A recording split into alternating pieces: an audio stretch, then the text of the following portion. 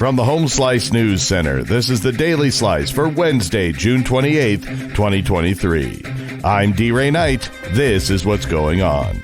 Mayor-elect Jason Salamun is gearing up to begin his job effective next week. Salamun will be sworn in at the July 3rd council meeting, replacing longtime Mayor Steve Allender, who decided not to run for another term. Salamun says he hopes to accomplish many things, among them building a safer community, a stronger economy, and working towards healthy growth for Rapid City. Salamun will be Rapid City's 59th mayor. On Saturday, new laws in the state will take effect. Amy Rose has the rundown. Amy. That's right, D-Ray. On July 1st, 211 bills signed by Governor Kristi Noem during the 2023 legislative session will go into effect. This year's bills covers issues like tax reductions, gender-affirming care, and prison funding. House Bill 1137 is the tax reduction, or as Governor Noem labeled it, a tax holiday bill. It was the act to cut the state's sales tax rate from 4.5% to 4.2% for the next 4 years. The reduced sales tax would save taxpayers about $104 million in the next year, or 30 cents for every $100 spent. Another law that goes into effect is House Bill 1080, which is an act to prohibit certain medical and surgical intervention on minor patients. Dubbed the Help Not Harm, it would prohibit the use of puberty blockers, the prescription of cross-sex hormones, and gender-affirming surgeries for minors.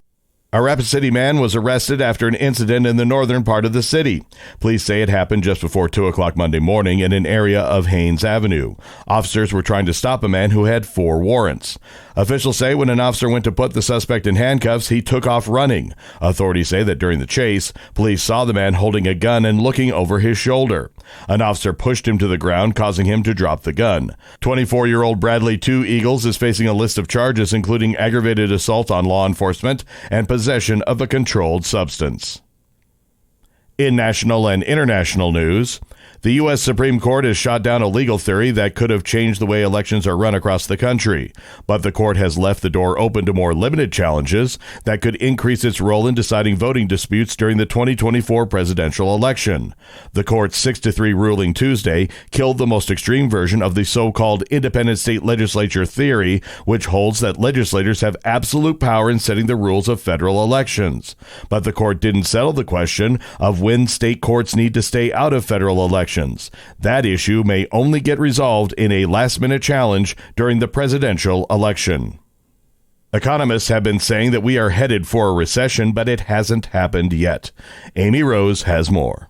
Yes, the warnings have been sounded for more than a year. A recession is going to hit the United States. If not this quarter, then by next quarter or the quarter after that, or next year. Yet what might be the most anticipated recession in modern U.S. history still hasn't arrived. Despite much higher borrowing costs, thanks to the Federal Reserve's aggressive stake in interest rate hikes, consumers keep spending and employers keep hiring. The economy keeps managing to grow. And so does the belief among some economists that the United States might manage to avoid a recession and instead achieve an elusive soft landing.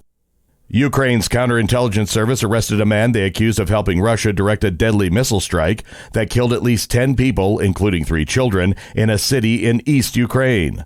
The Tuesday evening attack on Kramatorsk wounded another 61 people. Officials say 2 sisters, both age 14, died as a result of the attack. The other dead child was said to be 17. It is the latest bombardment of a Ukrainian city, which has been a regular feature of Russian tactics in the 16-month-old war. Your weather forecast from the Home Slice Weather Center. Scattered thunderstorms possible this afternoon with gusty wind and hail. High of 79. Low tonight, 59. And that was your Daily Slice for Wednesday, June 28th, 2023. The Daily Slice is a production of Home Slice Media Group, hosted by D-Ray Knight with Amy Rose. Executive producer Mark Houston. Engineered by Chris Jacquez. I'm D-Ray Knight. Have a great day.